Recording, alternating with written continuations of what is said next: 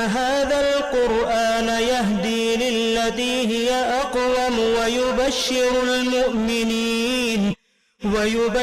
المؤمنين الذين يعملون الصالحات أن لهم أجرا كبيرا. اعوذ باللہ من الشیطان الرجیم، بسم اللہ الرحمن الرحیم۔ سورہ کہف کے سلسلے میں اب حضرت موسیٰ علیہ السلام اور حضرت خضر کا واقعہ وہ زیر بحث ہے۔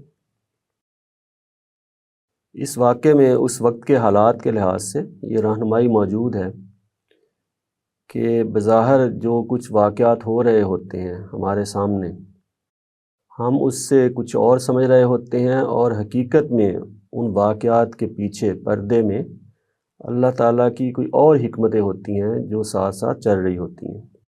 تو ہم ظاہری واقعات کو دیکھ کر تو فیصلے کر رہے ہوتے ہیں اور مختلف اقدامات کر رہے ہوتے ہیں۔ تو وہاں جو حالات تھے اس وقت بظاہر حالات یہی تھے جب یہ آیات نازل ہوئیں کہ قریش کو غلبہ حاصل ہے اور مشرکین عرب جو ہیں ان کا اقتدار وہاں قائم ہے، اور اہل ایمان چند نفوس جو کہ ایمان لائے، نبی علیہ السلام کے ساتھی بنے، وہ سخت مشکلات میں ہیں، اور یہاں تک کہ جان بچانے کے لیے ان کو ہجرت کرنا پڑی ہے۔ خود نبی علیہ السلام کے بارے میں مشرکین نے یہ پروگرام بنایا کہ آپ کی جان لے لی جائے۔ تو اللہ تعالیٰ نے ان کو پھر وہاں سے مکہ سے نکالا ہے، غار ثور میں پناہ دی ہے، اور پھر ہجرت آپ نے فرمائی ہے مدینہ کی طرف۔ ان حالات میں بظاہر تو کہیں نہیں لگ رہا کہ مسلمانوں کو غلبہ حاصل ہوگا، اور نبی علیہ السلام کی دعوت جو کہ پیچھے بیان ہوا تھا سورہ بنی اسرائیل میں بھی کہ یہ بیت الحرام سے لے کر یہ بیت المقدس تک اس کا غلبہ ہو جائے گا، تو بظاہر اس کے کوئی امکان، وہاں کوئی آثار نہیں ہے۔ تو دیکھنے والا سمجھے کہ شاید یہی حقیقت ہے جو سامنے ہو رہا ہے، لیکن حقیقت اس کے برعکس ہے۔ جو اللہ تعالیٰ خبردار کر رہے ہیں کہ دیکھیں یہ ہونے جا رہا ہے، اللہ تعالیٰ یہ کر دیں گے کہ یہ پیغمبر اور یہ چند ساتھی ایک دن اس سارے علاقے پر، نہ صرف یہ کہ اس علاقے پر غالب ہو جائیں گے بلکہ بیت المقدس تک جو کہ پیغمبروں کی وراثت ہے، جو پیغمبروں کی سرزمین ہے، وہاں بھی اس پیغمبر کا غلبہ پہنچ جائے گا۔ تو یہ حضرت موسیٰ علیہ السلام کا واقعہ حضرت خضر کے ساتھ جو انہوں نے سفر کیا ہے، اس میں یہ چیز جو ہے نا بہت نمایاں ہو کر سامنے آتی ہے۔ فرمایا ہے جی وَإِذْ قَالَ مُوسَىٰ لِفَتَاهُ، جب موسیٰ نے اپنے جوان سے، اپنے شاگرد سے کہا، وہ آپ کے ساتھ کوئی نوجوان ہیں تو باتوں سے لگ رہا ہے کہ شاید آپ کے شاگرد ہیں۔ لا ابرہ، کہ میں نہیں ہٹوں گا، حتیٰ ابلغ مجمع البحرین، یہاں تک کہ میں دو دریاؤں کے ملنے کی جگہ پر نہ پہنچ جاؤں۔ یہ ایک رائے یہ بھی ہو سکتی ہے کہ شاید یہ رویا ہے، جیسے سورہ بنی اسرائیل میں جو اسراء کا واقعہ ہے اس کو بھی بعض لوگوں نے رویا قرار دیا ہے۔ تو تاہم زیادہ امکان یہی ہے کہ حقیقت میں یہ واقعہ ہوا ہو۔ تو اگر ایسا ہی ہے تو پھر دو دریاؤں کے ملنے کی جگہ جو ہے نا وہ حضرت موسیٰ جن علاقوں میں رہے ہیں، تو تاریخ سے معلوم ہوتا ہے کہ وہ دریا جو نیل ہے مصر میں، وہ جہاں سے دو شاخوں میں تقسیم ہوتا ہے، وہ جگہ ہے غالباً۔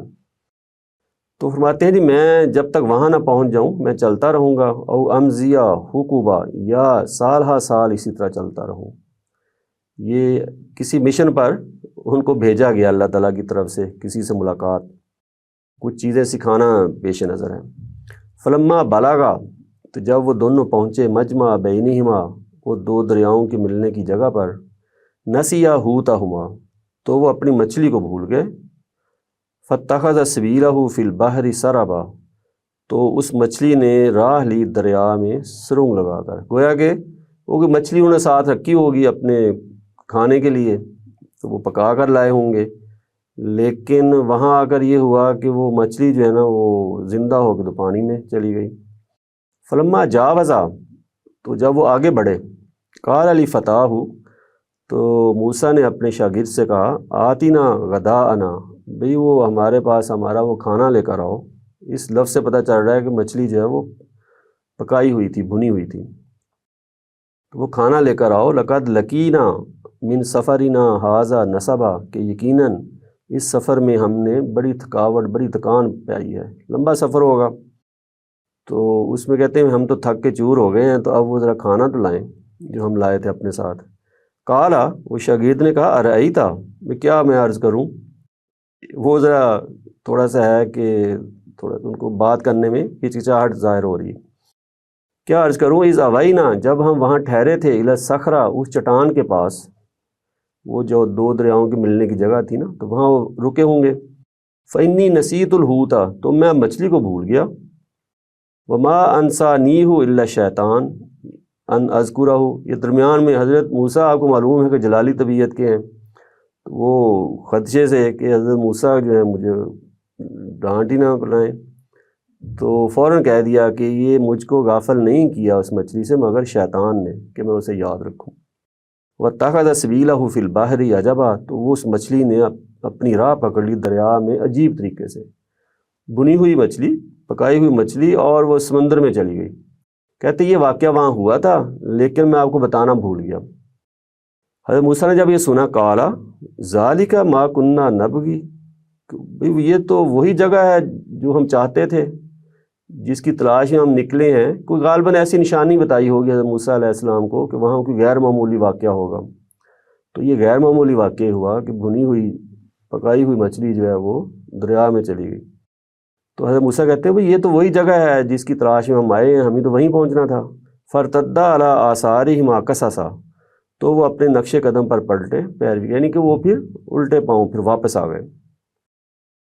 فوجدا، انہوں نے پایا عبدن من عبادنا، تو اس جگہ جہاں ملنے کا وعدہ تھا انہوں نے پایا اپنے ایک بندے کو، من عبادنا، ہمارے بندوں میں سے۔ اللہ تعالیٰ کہہ رہے ہیں میرے بندوں میں سے ایک بندہ وہاں ان کو ملا، آتیناہ، جس نے ہم نے عطا کیا تھا، رحمتا من عندنا، اپنے ہاں سے رحمت، ہم نے ان پر فضل فرمایا تھا اس بندے پر۔ وعلمناہ من لدنا علما، اور اس بندے کو ہم نے عطا فرمایا تھا اپنے پاس سے ایک خاص علم۔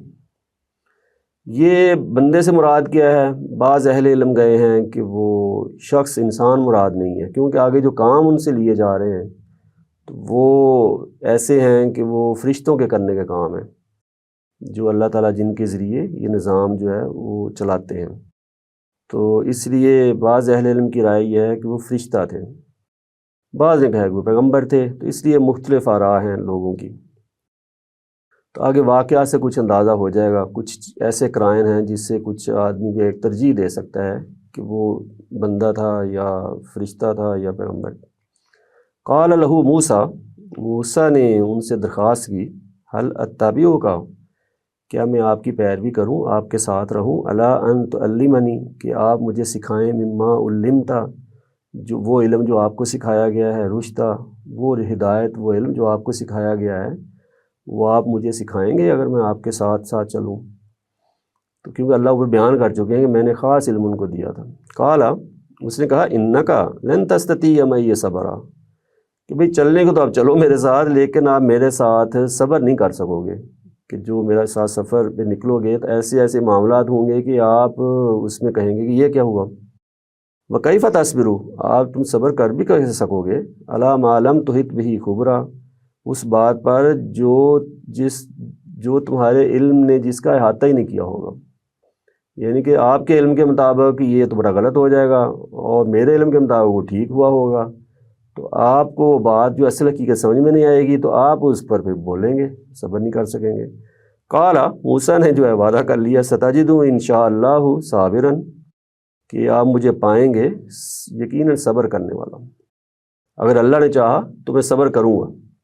ولا اعصی لک امرا، اور میں کسی معاملے میں تمہاری نافرمانی نہیں کروں گا، جیسے آپ کہیں گے ویسے ہی کروں گا۔ تو یہ اچھا شاگرد، اور ایک شاگرد کے طور پر انہوں نے اپنے آپ کو حضرت خضر کے سامنے پیش کیا۔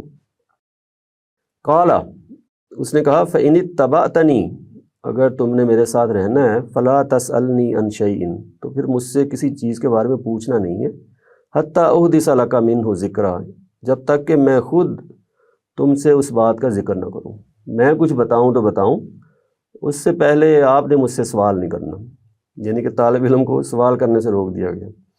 فانطلقا، چنانچہ وہ دونوں چل پڑے، حضرت موسیٰ اور حضرت خضر۔ اس سے لگ رہا ہے کہ وہ جو شاگرد تھے حضرت موسیٰ کے، وہ جو جوان ساتھ آئے تھے، وہ اس سفر میں شامل نہیں اب۔ حتیٰ یہاں تک کہ اذا رکبا فی السفینہ جب وہ ایک کشتی میں سوار ہوئے، خرا کہا تو وہ جو اللہ کا بندہ تھا، جو روایتوں سے معلوم ہوتا ہے کہ خضر ان کا نام تھا، شاید قرآن مجید میں تو اس کا ذکر نہیں ہے، تو اس اللہ کے بندے نے کیا کیا کہ وہ جو جس کشتی میں بیٹھے تھے اس میں سوراخ کر دیا۔ تو ظاہر ہے کشتی میں سوراخ کا مطلب کیا ہے کہ پانی باہر آئے گا، کشتی ڈوب جائے گی۔ کالا تو موسیٰ سے یہ رہا نہ گیا، تو کہا خرقتہ، کیا تم نے اس میں چھید کر دیا، سوراخ کر دیا، لتغرق اہلہا، تاکہ کشتی والے کو تو ڈبو دے، کہ یہ کیا حرکت کی ہے، یہ تو اس سے کشتی والے ڈوب جائیں گے اس سے۔ لقد جئت شیئا امرا، یقیناً آپ ایک بڑی عجیب معاملہ آپ نے کیا ہے، یہ کیا کر دیا آپ نے۔ کالا، تو وہ جو خضر تھے انہوں نے کہا الم اقل، میں نے تمہیں کہا نہیں تھا انک لن تستطیع معی صبرا، کہ تم میرے ساتھ ہرگز صبر نہیں کر سکو گے، میرے ساتھ سفر میں تم لازماً بولو گے۔ کالا، موسیٰ نے کہا لا تؤاخذنی بما نسیت، وہ میں بھول گیا تھا، تو جو میں بھول گیا ہوں اس پر میری گرفت نہ کیجیے۔ ولا ترہقنی من امری اسرا، اور میرے معاملے میں سختی کر کے مجھ پر چھا نہ جائیں، یعنی میرے ساتھ سختی کا معاملہ نہ کریں، ایک شفیق استاد کی طرح نا، تو مجھے وہ درگزر فرمائیں جو میں نے پوچھا تھا آپ سے۔ فن طلقا، پھر آگے بڑھے دونوں، حتیٰ یہاں تک کہ اذا لقیا غلامن فقتلہ، جب وہ ایک لڑکے سے ملے تو اس نے خضر نے اس لڑکے کو قتل کر دیا، مار دیا، یہ نہیں وفات دی، قتل کیا۔ تو وہ جو کشتی کا معاملہ ہوا وہ اس سے ہو سکتا ہے یہ ذہن میں جائے کہ بھائی یہ وہاں کشتی میں جو سوراخ کیا ہے تو لوگوں کو معلوم کیوں نہیں ہوا، ٹھیک ہے، تو اس سے یہ ذہن میں جاتا ہے کہ شاید وہ فرشتہ ہوں، اور فرشتے جو معاملات کرتے ہیں وہ عالم غیب میں ہو رہے ہوتے ہیں، تو اس لیے وہ وہاں دھیان نہیں گیا ہوگا لوگوں کا اس مسئلے کی طرف۔ یہاں یہ ہے کہ وہ لڑکے کو مار دیا، یہ نہیں ہے کہ اس کو وفات دی ہے، نہیں، قتل کیا گیا باقاعدہ۔ تو یہاں تو یہ سوال اٹھے گا کہ اگر وہ قتل ہوا ہے تو وہ قتل ہونے کے آثار وہاں ہوں گے، پھر تو وہاں سے سوال پیدا ہوا ہوگا کہ یہ کیسے قتل ہو گیا۔ تو اگر وہ غیب کی حالت میں فرشتے نے قتل کر دیا تو پھر انسانی شکل میں آئے ہوں گے۔ بہرحال یہاں اس طرح کے سوالات پیدا ہوتے ہیں۔ قال، موسیٰ نے کہا اقتلت نفسا زکیہ، آپ نے ایک بے گناہ جان کو قتل کر دیا، بغیر نفس، بغیر کسی قتل کے بدلے کے، کیونکہ قتل کسی کو کیا جا سکتا ہے اگر اس نے کسی کو مارا ہو، قصاص لیا جا سکتا ہے، تو یہ آپ نے کیا کیا۔ لقد جئت شیئا نکرا، یقیناً آپ نے نہایت برا کام کیا۔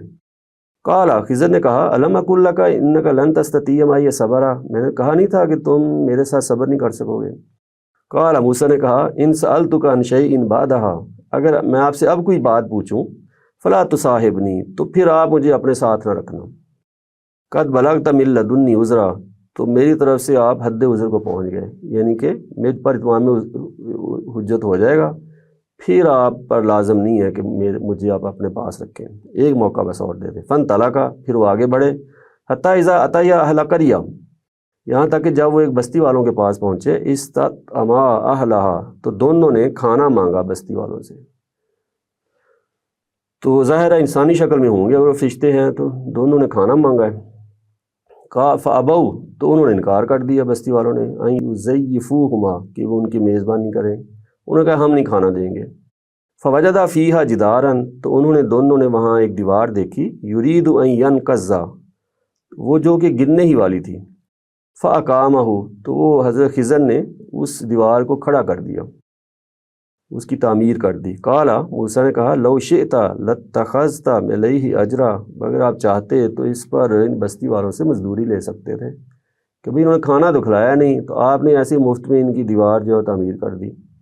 قال، حضرت خضر بولے ھذا فراق، اب یہ جدائی ہے، بینی و بینک، میرے اور تمہارے درمیان، اب بار بار جو مہلت دی گئی تھی وہ اب پوری ہو گئی ہے۔ آپ مسلسل پوچھتے رہے ہیں، سأنبئک بتأویل ما لم تستطع علیہ صبرا، اب میں تمہیں بتاتا ہوں حقیقت ان باتوں کی جن پر تم صبر نہیں کر سکے۔ اب وہ بتا رہے ہیں کہ میں نے کیا کیا، ظاہر میں تم نے کیا دیکھا اور باطن میں یہ کیا ہو رہا تھا۔ اما سفینہ تو فکانت لمساکین، جہاں تک معاملہ اس کشتی کا جس میں نے سوراخ کیا تھا وہ چند مسکینوں کی تھی، یعملون فی البحر، وہ دریا میں محنت مزدوری کرتے تھے۔ فاردت ان اعیبھا، تو میں نے سوراخ کر کے یہ چاہا کہ اس کو عیب دار کر دوں، کشتی میں سوراخ کا مطلب کیا ہے؟ وہ کشتی استعمال نہیں ہو سکے گی۔ وکان وراءہم ملکن، کہ ان کے آگے جدھر وہ کشتی اس سفر پہ نکلتی تھی آگے ایک بادشاہ تھا، یاخذ کل سفینۃ غصبا، جو کہ ہر کشتی کو زبردستی چھین رہا تھا۔ تو کشتی کو بچانے کے لیے وہ کشتی میں وہ اس کا عیب پیدا کر دیا۔ ایک چھوٹا نقصان تو ہوا کشتی والوں کا، مالکوں کا، لیکن کشتی بچا لی گئی، یہ تھا معاملہ۔ دوسرا جو واقعہ، اما الغلام، وہ جو لڑکا تھا جس کو قتل کر دیا تھا، فکان ابواہ مؤمنین، تو اس کے ماں باپ ایمان والے تھے۔ تو اللہ تعالیٰ ایمان والے جو ہوتے ہیں نا ان کے مفادات کی نگرانی کرتے ہیں، نگہداشت کرتے ہیں۔ فخشینا، تو ہمیں اندیشہ ہوا، یعنی ہیں وہ فرد واحد لیکن وہ اللہ تعالیٰ کی طرف نسبت دے دی، یا اگر فرشتہ تھا تو فرشتوں کا جو جماعت ہے، ہمیں اندیشہ ہوا ان یرہقہما، کہ وہ ان کو تنگ نہ کرے۔ وہ جو اولاد جو ہے اس کی، وہ نیک والدین ہیں، اولاد اگر بری ہے تو وہ ظاہر ہے تنگ کرے گی، تو یانن سرکشی سے، وہ سرکشی دکھائے گا تو وہ والدین کے لیے تنگی کا باعث ہوگا، وہ کفرا، اور کفر سے۔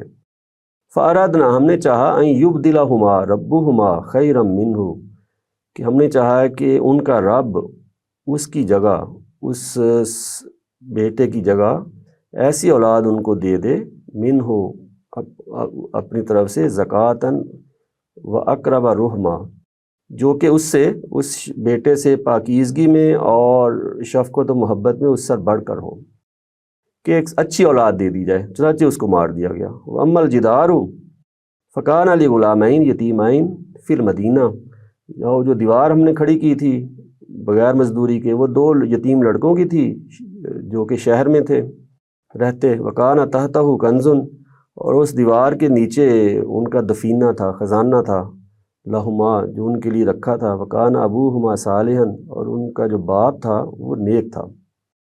باپ فوت ہو گیا تھا لیکن باپ نے اپنے بچوں کے لیے خزانہ وہاں دفن کیا ہوا تھا دیوار کے نیچے۔ اب دیوار گر جاتی تو لوگ کوئی اس کو تعمیر کرنے آتے تو وہ وہاں خزانہ ان کے ہاتھ لگ جاتا، بچے ابھی چھوٹے تھے، اس لیے انہوں نے چاہا کہ وہ بچے بڑے ہو کر خود ہی اس کی تعمیر کریں، وہ خود خزانہ نکال لیں، تو وہ ابھی اس کو دیوار کو ٹھیک کر دیا جائے۔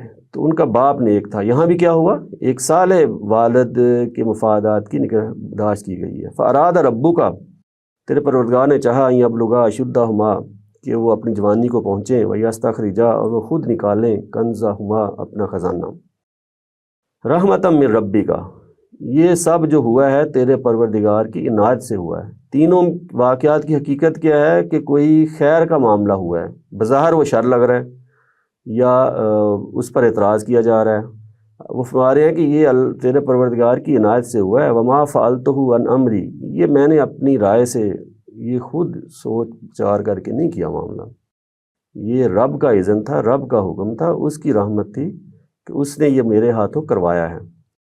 تو یہ خضر کے ہاتھ استعمال ہوئے ہیں، گویا کہ وہ فرشتے ہیں، اس طرف زیادہ رجحان جاتا ہے کہ اللہ تعالیٰ دنیا کے معاملات اس طرح لے رہے ہیں۔ بظاہر ہم دیکھتے ہیں کہ واقعہ یہ ہو رہا ہے، اس میں ہمارا بڑا نقصان ہو گیا، لیکن اس کے پیچھے بہت خیر بھی پوشیدہ ہو سکتا ہے۔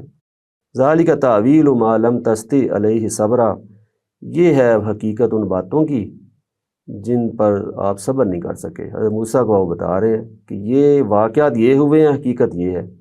تو اس کا مطلب کیا ہوا کہ ہمارے سامنے جو زندگی میں واقعات ہو رہے ہوتے ہیں ان کے پیچھے کیا حکمت ہے، اللہ تعالیٰ وہ کیوں ہونے دے رہے ہیں۔ ہمیں بظاہر وہ واقعات برے لگ رہے ہیں اور بظاہر وہ شر ہو رہا ہے، لیکن اس کے اندر کیا کیا خیر پوشیدہ ہے، اس میں اللہ کی کیا حکمتیں ہیں، یہ سب اللہ تعالیٰ کے علم میں ہوتا ہے۔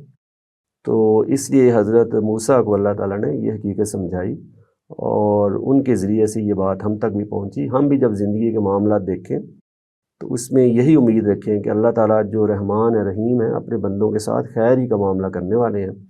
اگر کسی معاملے میں ہماری کمی کوتاہی ہے، کوئی ہم نے کوئی زیادتی کی ہے، غلطی کی ہے، تو اس کا ازالہ کرنا چاہیے، وگرنہ جو ہمارے ساتھ ہو رہا ہوتا ہے زندگی میں اس میں یہی توقع رکھنی چاہیے کہ اللہ تعالیٰ خیر کا معاملہ کریں گے، اور ظاہر میں جو ہمیں نظر آ رہا ہے اس کے باطن میں بہت خیر چھپا ہو سکتا ہے۔ وآخر دعوانا الحمد للہ رب العالمین۔